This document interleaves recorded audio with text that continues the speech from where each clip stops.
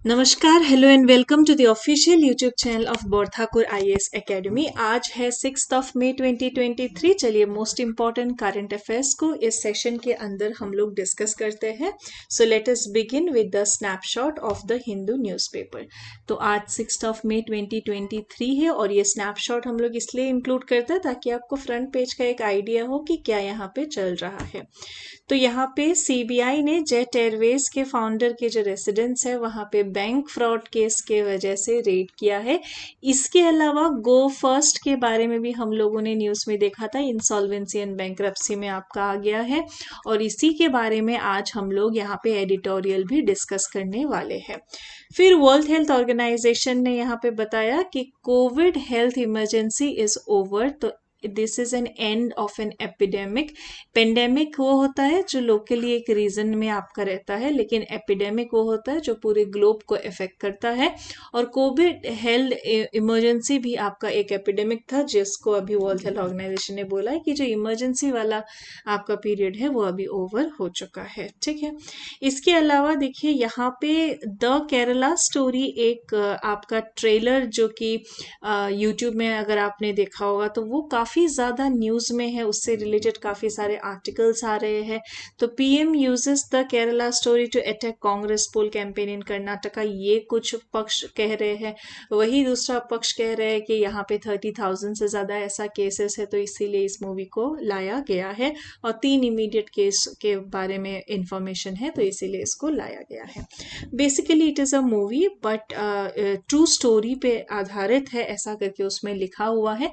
तो जो आपका डिबेट है वो इसी चीज़ को लेके आपका यहाँ पे डिबेट है। इससे पहले कश्मीर फाइल्स के समय में भी हमने इसे देखा था। तो इससे सेंसरशिप से related question exam point of view से बन सकता है और एथिक्स के पॉइंट ऑफ व्यू से भी बैनिंग ऑफ मूवीज जो है आपका, ये भी एक आपका टॉपिक एथिक्स में भी आता है। तो आप उस पॉइंट ऑफ व्यू से इसको पढ़ के एग्जाम्पल सेक्शन में थोड़ा बहुत कोट कर सकते हैं। ठीक है, चलिए आगे बढ़ते हैं आज के फर्स्ट आर्टिकल पे जो कि है आपका आईएमडी यानी कि इंडियन मेट्रोलॉजिकल डिपार्टमेंट ने क्या कहा है, that cyclonic circulations likely to develop over south east bay of Bengal on May 6।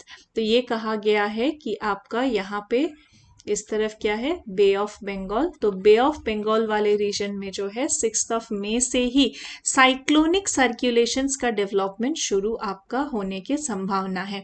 ऐसा किन्होंने कहा है, ऐसा कहा है इंडियन मेट्रोलॉजिकल डिपार्टमेंट आईएमडी।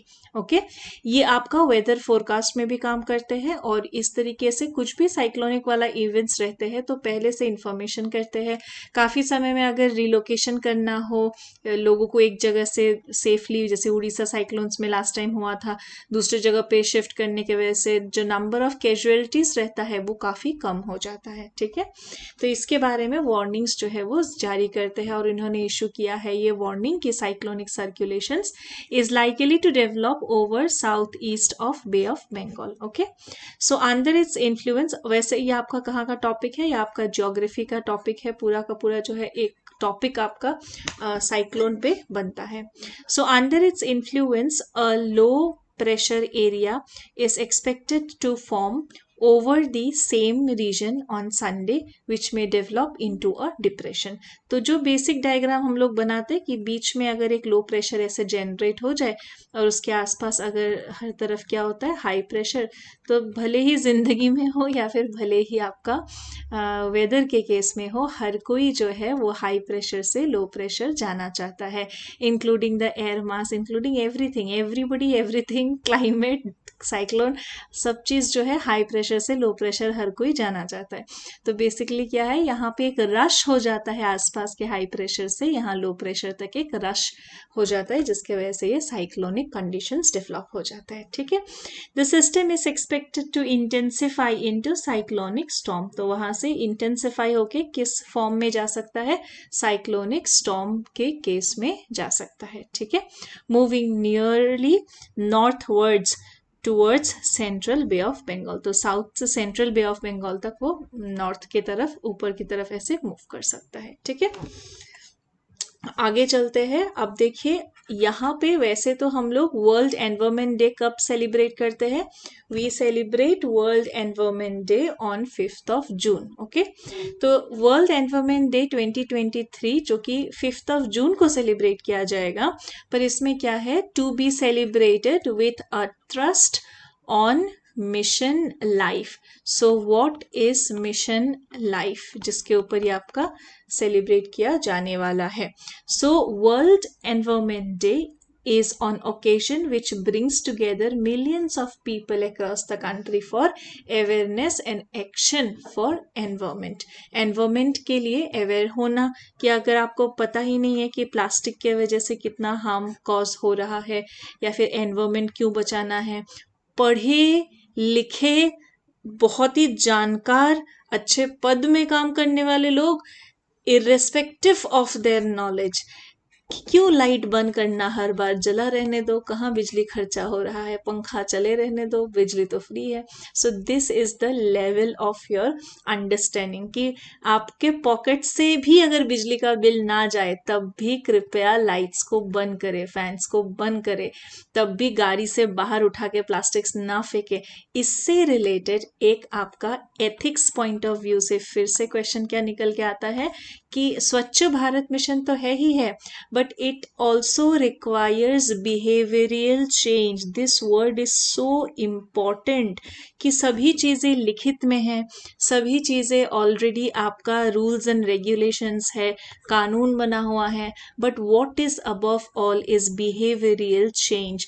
ये एटीट्यूड नहीं कि सड़क तो मेरा घर है, नहीं तो मैं सड़क में कचरा फेंक सकता हूँ, नहीं फेंक सकते हैं। बिहेवियरल चेंज ये चाहिए कि कोई और नहीं साफ करेगा, खुद को साफ करना पड़ेगा।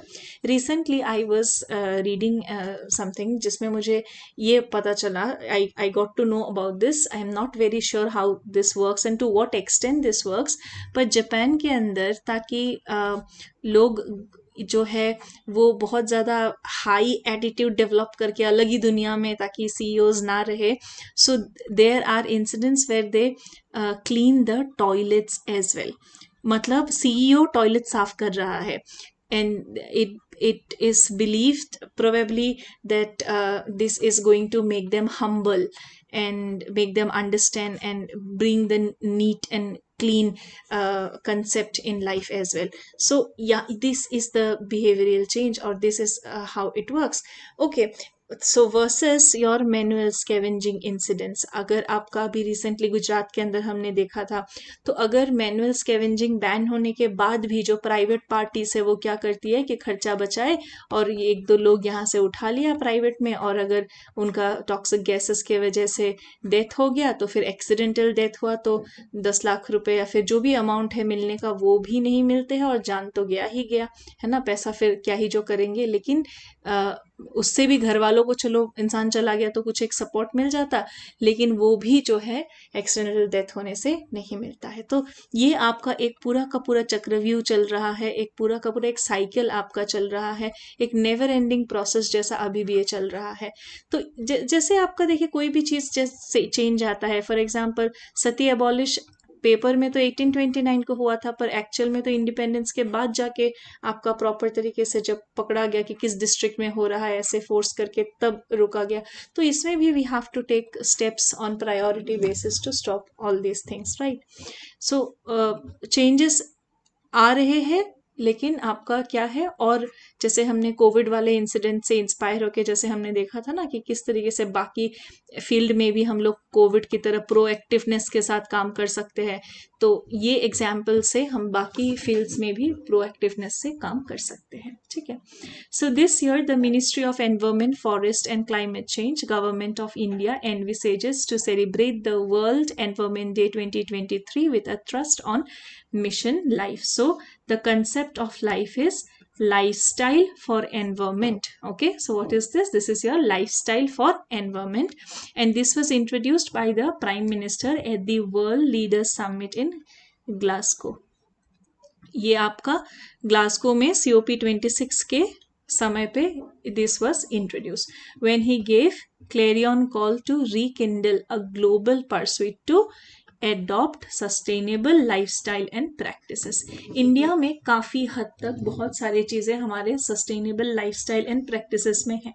अभी भी आपका बहुत सारे सेक्टर्स में including the highest employed sector agriculture sector में काफ़ी सारी चीज़ें हम लोग सस्टेनेबल तरीके से कर रहे हैं। हाँ, बीच में आपका काफ़ी यूरिया आर्टिफिशियल केमिकल ही काफ़ी कंसेप्ट हो गया था, but now there are many people who are coming back to your organic farming etc, and from very basic agriculture to other things like solar energy में हम लोग काफ़ी आगे बढ़ रहे हैं, पूरे वर्ल्ड के लिए एक एग्जाम्पल बन रहे हैं। तो सस्टेनेबल लाइफस्टाइल एंड प्रैक्टिसेस में India is doing a very good job और हम लोग बहुत अच्छे तरीके से इसमें आगे बढ़ रहे हैं। Then mass mobilization across the country on life is being organized in the run up to the celebrations. Mass mobilization across the country का देखिए from very small initiatives like open defecation free हो गए हैं। बहुत ही पहले देखिए, अगर आप लोग बचपन में जो लोग 90s किड्स हैं, अगर बचपन में रेलवे स्टेशन से कहीं जाते होंगे, ट्रेन में सफ़र करते, तो आपको कोई ना कोई दिख ही जाता था लोटा लेके कहीं ना कहीं, तो सफ़र के समय पे, है ना। लेकिन अभी आप देखिएगा ये सब नहीं दिखता है आपको। तो कभी एक बार एक दो अगर इंसान आदत से मजबूर है कि नहीं, तो फिर बात अलग है, but otherwise you will not see open defecation, क्योंकि ओपन डिफिकेशन फ्री है हम लोग, राइट। तो इस तरीके से स्मॉल इनिशिएटिव, हर घर टॉयलेट बनाने का initiative, tap water to every home initiative, so all this initiatives has brought about mass mobilisation across the country. Then you see यहाँ पे 3 सेंटर्स है जो अलग अलग डिपार्टमेंट में इसको लेके काम कर रहे हैं। Number 1 national museum of natural history. तो यहाँ पे जो national museum of natural history है, उन्होंने कोलैबोरेशन किया है नेशनल जूलॉजिकल पार्क के साथ, किस लिए, मास मोबिलाइजेशन करने के लिए, on reduced waste reduce, that is your swachhata actions, okay, कि जो वेस्ट है उसी को रिड्यूस करना। अगर आपने डीकैथलॉन में या फिर किसी भी ब्रांड में कहीं कुछ कुछ जगहों पे आप लोग देखिएगा अभी लिखा हुआ रहता है कि रीयूज्ड कॉटन, अगर आपने देखा होगा, या फिर recycled, sorry not reused, reuse, reduce, recycle, these are the 3 R's, right. And उसमें आपका रिसाइकल्ड कॉटन लिखा हुआ रहता है, okay. So this concept is also there. तो बिहेवियरल चेंजेस लाना जरूरी है मासेस के बीच में। इसके तहत पीपीटीज आपके वेस्ट मैनेजमेंट पे रहा, डेमोन्स्ट्रेशंस रहे, इंटरेक्टिव सेशंस रहा। सो वेस्ट मैनेजमेंट के लिए अभी ये कंसेप्ट अभी हमारे घर घर में अभी भी लागू नहीं हुआ है, बट मेनी पीपल जो घर पे फार्मिंग वगैरह कर रहे हैं, गार्डनिंग वगैरह कर रहे हैं, they are implementing this and everybody should actually implement this. That is 2 तरीके का वेस्ट बिन होना चाहिए, one for green and other for your plastic etcetera, right. वैसे कुछ कुछ जगहों पे तो 3 भी एक साथ डस्टबिन रहता है, हमारे यहाँ पे देखिए 1 डस्टबिन बाहर। तो ऐसे क्या होता है, 2 अगर आप अलग से करें तो एक जो कि आपका रिसाइक्लेबल है, या फिर जैसे ग्रीन जो भी आपका वेस्ट हुआ बायोडिग्रेडेबल, जैसे सब्जी के छिलके हो गए, तो उनको आप छत पे सुखा के गार्डनिंग कर सकते हैं, या फिर नॉर्मल अभी ऑनलाइन प्लेटफॉर्म में 500 रुपीज़ से स्टार्ट होके आपका ऐसे डब्बे आते हैं जिसके अंदर आप उनको रख के उसमें 1 ड्रॉप 2 ड्रॉप जो है आप मेन्योर डाल के उसको, वो पूरा का पूरा आपका फिर मेन्योर बन जाता है। तो all this can be done. इससे आपका ऑर्गेनिक फार्मिंग भी होगा और आप बाकी जो वेस्ट है, फ्रॉम वेस्ट टू फर्टिलाइजर भी आप उस पार्ट को कन्वर्ट कर पाएंगे, और जितना नहीं है वो आप म्यूनिसिपैलिटी के कूड़ेदान जो है कूड़ेदान में उसको जाके फेंकाइए, या फिर आप घर पे जो आते हैं उनको दे दीजिए, जो कूड़ा कलेक्ट करने के लिए आते हैं, म्यूनिसिपैलिटी वैन एक्सेट्रा, जिस भी जगहों में जिन जगहों में आते हैं उन जगहों में। तो इससे सेग्रीगेशन का प्रॉब्लम नहीं रहता है, ठीक है। नेक्स्ट देखिए, zoological survey of India. Zoological survey of India ने भी मास मोबिलाइजेशन फॉर मिशन लाइफ में पार्टिसिपेट किया है। उन्होंने सेव वाटर इतना बिहेवियरल चेंज होना चाहिए, कहीं अगर आपको खुला नल दिख रहा है, पानी का पाइप से पानी बहता हुआ नजर आ रहा है, take it as your responsibility to go ahead and close the tap, right.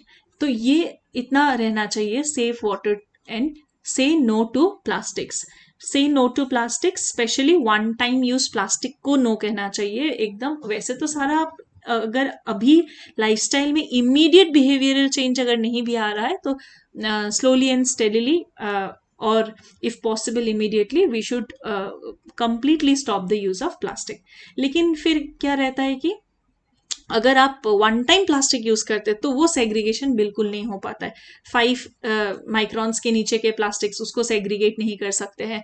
हालांकि अगर आपके पास एक प्लास्टिक का मान लीजिए ऐसा चेयर है जिसको आप सालों साल यूज करते तो that is okay, that can be done, क्योंकि वो आप बार बार थ्रो करके दूसरा सेग्रीगेट नहीं करने वाला वो नहीं कर रहे हैं, ठीक है।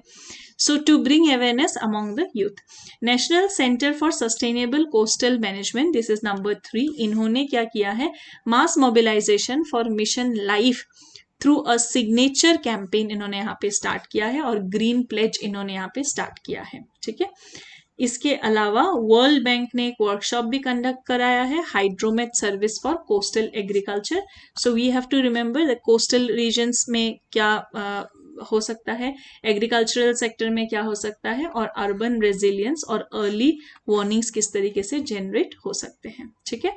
So this was about your how mission life is going to be implemented. और ये आपका कब, वैसे वर्ल्ड एनवायरमेंट डे आपका कब है, 5 जून। देखिए अभी भी हमारे अंदर इतना बिहेवियरल चेंज नहीं आ रहा है कि हम लोग लाइफ इमेजिन नहीं कर पा रहे हैं कंप्लीटली जीरो प्लास्टिक के साथ। आप देख पा रहे हैं, आप इमेजिन कर पा रहे हैं तो मुझे कमेंट सेक्शन में बताइए, कंप्लीट जीरो के साथ हम जो है इमेजिन नहीं कर पा रहे हैं, है ना। कुछ एक तो हमको जो है समझ में आ रहा है, हालांकि ये आपका इससे नीचे क्या हो जाता है, वो एकदम अनसेग्रीगेबल हो जाता है। So this is the behavioural change that we need to focus on, okay.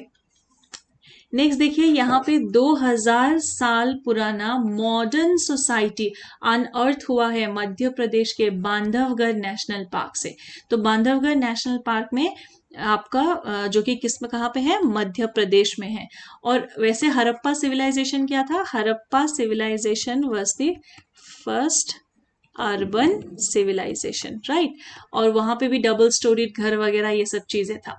और बांधवगढ़ में क्या मिला है, 2000 साल पुराना मॉडर्न सोसाइटी मिला है।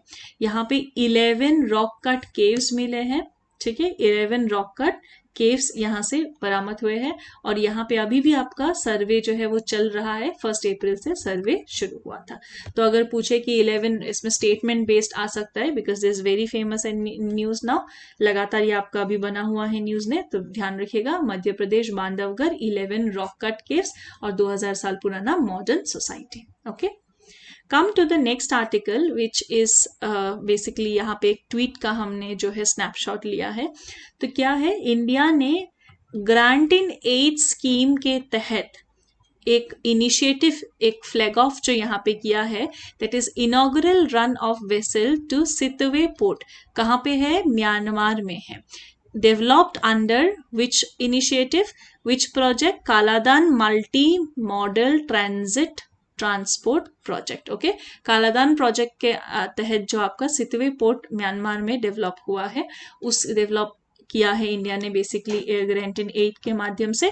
तो उसके बारे में आपका इनॉग्रल के बारे में यहाँ पे न्यूज में आया है।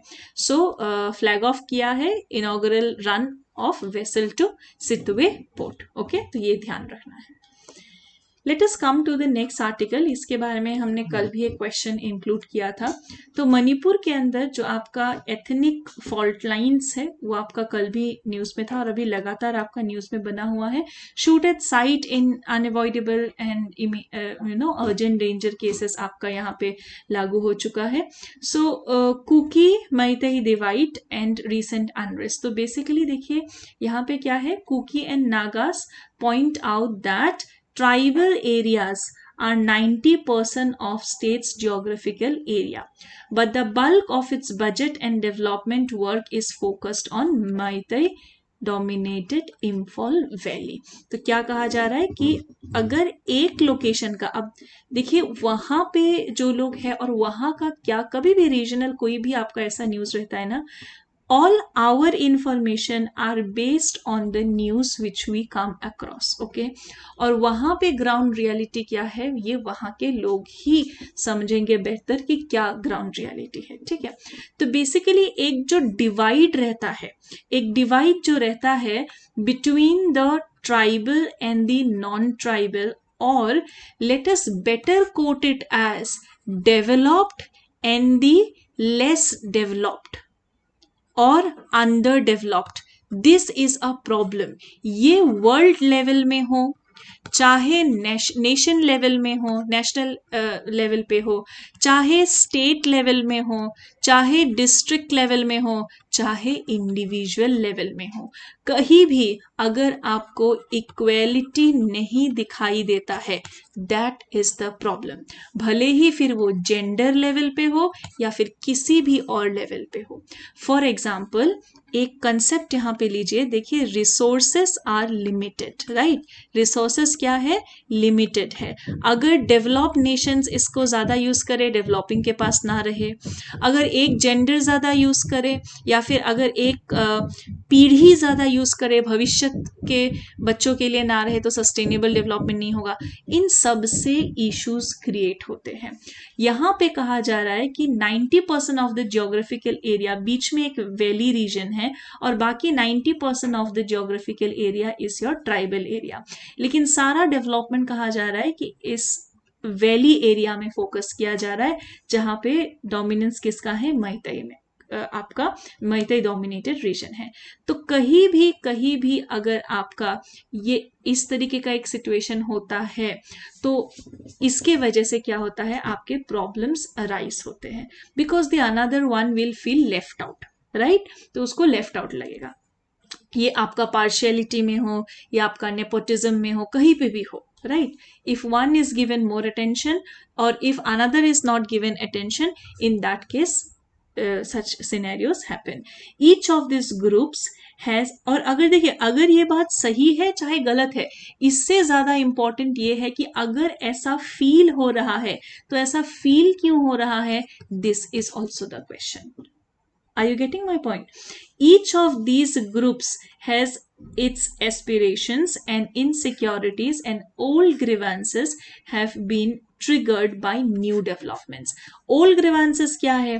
कि जब मर्जर नहीं हुआ था उससे पहले कह रहे हैं कि ये स्टेटस था. तो ये भी एक कंसेप्ट है कि अगर मर्जर से पहले ऐसी स्टेटस था, ऐसा की देने का था, तो फिर बाद में कैसे नहीं? तो ये भी एक पॉइंट है और ये भी एक आपका यहाँ पे इशू निकल के आ रहा है. ठीक है. तो ऐसा नहीं होता है कि जैसा ऑन द सरफेस दिखे उतना ही नहीं. अब वहां पे आपका क्या ग्राउंड रियलिटी है, वो उस पॉइंट ऑफ व्यू से ही आपका समझना पॉसिबल हो पाता है. ठीक है. Now let us come to the next article, that is your aviation industry के बारे में. ये जो आपका आर्टिकल आप एडिटोरियल सेक्शन में आज द हिंदू न्यूज़पेपर के देख सकते हैं. तो बेसिकली एविएशन इंडस्ट्री को पॉलिसी चेंजेस का ज़रूरत है और रेगुलेटरी ओवरहॉल करने का, मतलब रेगुलेशंस प्रॉपरली करने का ज़रूरत है. क्यों ऐसा है? क्योंकि अभी रिसेंटली गो एयरलाइंस ने भी जो है आपका यहाँ पे पेंडेमिक के बाद क्या कर रहे हैं, वो लोग बैंक्रप्सी प्रोटेक्शन सीख कर रहे हैं. ठीक है. तो गो एयरलाइंस यहाँ पे कोविड के बाद पहले ऐसे डोमेस्टिक एयरलाइंस है इंडिया के जो कि आपका they are seeking bankruptcy protection.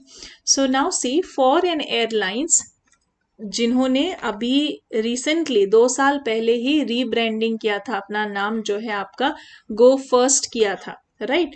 तो गो फर्स्ट करके कहा था कि आवर कस्टमर्स कम फर्स्ट, और कहा था कि confidence in the brighter tomorrow. लेकिन उसके बाद क्या हुआ? उसके बाद आपका अभी बैंक्रप्सी का सिचुएशन क्यों आया है? उन्होंने इसके पीछे नंबर 1 कॉज ये दिया है, the ever increasing number of falling engines, कि हमको जो इंजन सप्लाई किए गए थे ना, वो आपका फेल हो रहे हैं और इंजन फेलिंग के वजह से हमारे जो है काफ़ी सारे व्हीकल्स ऐसे ही पड़े हुए हैं. Half of the Airbus fleets are grounded. तो इसी वजह से जो है हमें ये प्रॉब्लम हो रहा है. ये नंबर 1 रीजन दिया जा रहा है. इसके अलावा ओवरऑल एयरलाइंस इंडस्ट्री में ऐसा क्यों हो रहा है, इसके पीछे क्या कारण है? तो ओवरऑल अगर हम देखें इसके पीछे और ये कारण है कि नंबर 1 हाई कैपिटल कॉस्ट, इसमें हाई इन्वेस्टमेंट, पूरे एक एयरलाइंस का जो खर्चा रहता है वो एक हाई कैपिटल रहता है. और जितने कैपिटल जितना हाई होगा रिस्क उतना ही हाई होगा। और ऑपरेशनल कॉस्ट भी बहुत हाई है क्योंकि फ्यूल प्राइसेस हाई है, कंपटीशन है इंडस्ट्री में, बहुत सारे एयरलाइंस है, जो अच्छा टाइमिंग मेंटेन करेगा उसको प्रेफरेंस ज़्यादा मिलेगा। For example IndiGo is generally on always on time, तो इसीलिए उसको ज़्यादा प्रेफरेंस कंपैरेटिवली मिलता है। Vistara has very good services, तो उसको प्रेफरेंस मिलता है। So that is also there. Competitive intensity काफ़ी ज़्यादा है इंडिया के केस में, बजट एयरलाइंस में भी, ठीक है। इसके अलावा एग्रेसिव प्राइसिंग स्ट्रेटेजीज जो रहता है मार्केट को गेन करने के लिए, जैसे कि आपका फ्रीक्वेंट फ्लायर डिस्काउंट्स रहते हैं, या फिर प्राइसेस आपके फ्लक्चुएटिंग रहते हैं, कूपन कोड्स हर कोई इशू करता है, डिस्काउंट्स रहते हैं, तो ये सब चीज़ें रहते हैं। If lockdowns announced in India in March 2020, और उसके बाद क्या था, ट्रैवलिंग पे पूरा कर्ब लगाया गया था। गुवाहाटी एयरपोर्ट में भी आप उतरने के बाद जो है कोविड टेस्ट करना, पहले तो उसके बस से दूसरी जगह पे लेके जाते थे। जब मैं केदारनाथ से वापस आई थी उस समय जो आपका सिचुएशन था कि बस से एक दूसरे लोकेशन पे ले जाके वहां पे टेस्ट कराया जाता था।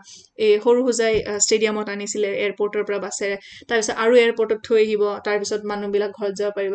Letter on the camp was started in near the this one only, testing के लिए कैंप्स बनाए गए थे उसी के एयरपोर्ट के पास में ही, बगल में ही, एयरपोर्ट से बाहर निकलते ही बनाया गया था। तो all this things were there. तो पीपल हैड, कोई भी ट्रैवलिंग प्लान्स, पूरा आपका जो ट्रैवल इंडस्ट्री है, होटल इंडस्ट्री है, ट्रैवल के या फिर जो भी लोग आपका जब भी ट्रैवल को जितना हो सके उतना मिनिमाइज सबने कर दिया था, राइट। तो इन सब की वजह से एयरलाइंस पे भी आपका काफ़ी ज़्यादा असर देखने को मिला। इसके अलावा आपका जो है अभी यूक्रेन पे रशिया का इन्वेजन हो गया, क्रूड ऑयल के जो प्राइसेस है उसमें आपको फ्लक्चुएशंस देखने को मिले, और साथ ही साथ रुपी का भी डॉलर के अगेंस्ट डेप्रिसिएशन देखने को मिला। So all these are also the reasons why the domestic airlines industry sees such kind of a condition. तो अगर इसके पीछे के प्रॉब्लम्स आए तो आप इसे as a fodder material use कर सकते हैं, ठीक है। Now let us come to the article on Manipur again. Let us come back to this one. यहाँ पे इस एडिटोरियल को हमने इसलिए लिया है क्योंकि इस एडिटोरियल में कहा जा रहा है that could have been avoided. Could have been avoided. ये साइड इस एडिटोरियल में दिखाया जा रहा है, ठीक है। तो इसीलिए हमने इस एडिटोरियल को लिया है। So it says that the unity in diversity is not an abstract concept, okay. और यहाँ पे मल्टी एथनिक नेशन है हम, मल्टी लिंग्विस्टिक नेशन है, मल्टी एथनिक नेशन है। और जैसे फॉर एग्जांपल असम को तो मिनी इंडिया ही कहा जाता है, मिनी इंडिया कहा जाता है, right.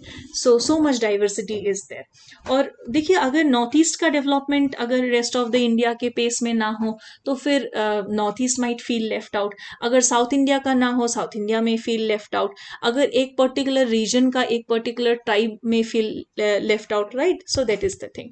So what is this, is such an important line.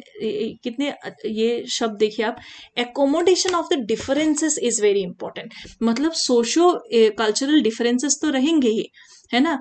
पहले एक वर्ड था कॉम्पेटिबिलिटी, अब एक वर्ड है respecting the difference. So this is the accommodating the difference. तो जो अलग अलग है ना, उसको, डिफरेंसेस को रिस्पेक्ट करना पड़ेगा, उसको एकोमोडेट करना पड़ेगा, ठीक है।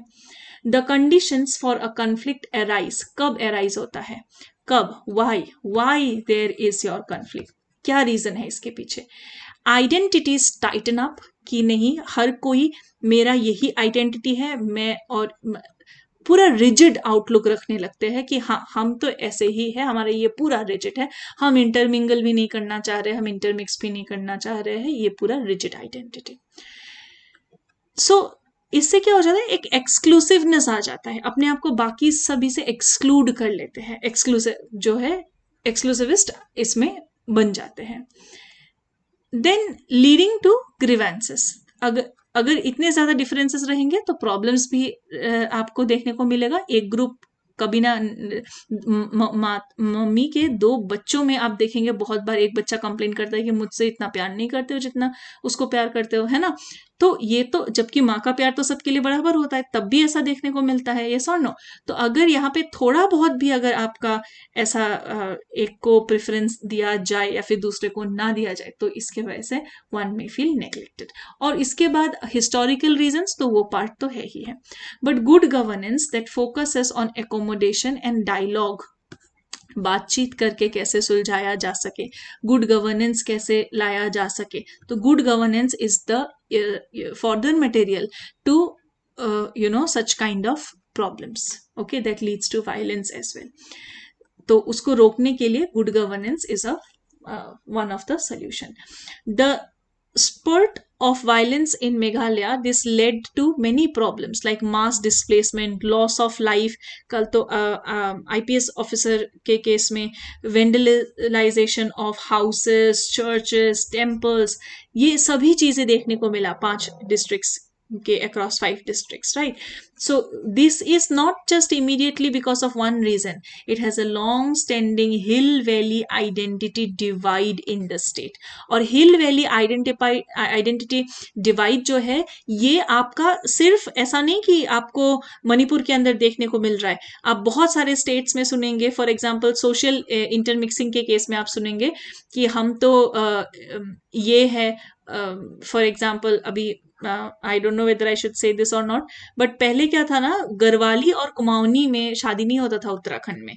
तो लेकिन बाद में क्या है, अभी आप देखिएगा there are people who has come up with the initiative कि नहीं ये जो है मिल के रहना है, तो people have come up with initiative कि जो है गरवाली और कुमाऊनी का शादी जो है इसमें किया जाए, जो लोग इसमें इंटरेस्टेड है। सो आई हैव फ्रेंड्स जिनके पेरेंट्स अलग अलग गरवाली और कुमाऊनी से है, लेकिन उनके दादाजी ने जो है ऐसे करके शादी करवाया। सिमिलरली आपको बंगाल में भी देखने को मिलेगा, हाँ, सिलेटी, और इस तरीके से आपको बहुत जगहों में देखने को मिलता है कि कुछ रीजनल डिवाइड्स जिसका एग्जैक्ट सिचुएशन, करंट सिचुएशन आपको वही के हिसाब से समझ में आता है। So that is there. और आपको और वैली हिल वाले फॉर एग्जांपल आपको ये नजर आएंगे कि नहीं वैली के लोग जो है वो किस तरीके का आइडियोलॉजी रखते हैं, वाइसी वर्सा। ये आपको जो है नॉर्मल उस रीजन से लोगों से बात करके भी आपको ये जो है नजर आता है कि there is a divide in this particular thing. ST status would eat up the reservation pie of the hill tribal communities, so that is why they are worried about this. देखिए एसटी हिल्स अगर आपने सुना होगा तो ST hills एक कोटा होता है जिसमें it is exclusively for the hill region, ताकि वहां से भी बच्चे निकल के आए।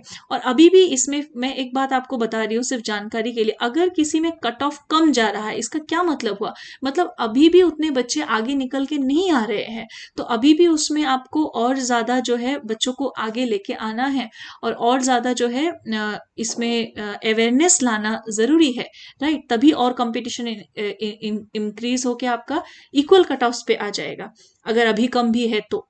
I am just giving you the example. इसका ये मतलब नहीं होता कि कम पे मिल गया, इसका ये मतलब होता है कि अभी भी पहुंचा नहीं है सबके पास, अभी भी सब लोग इसमें कॉम्पीट नहीं कर रहे हैं, ये भी तो मतलब हुआ ना। This is also one side of the story.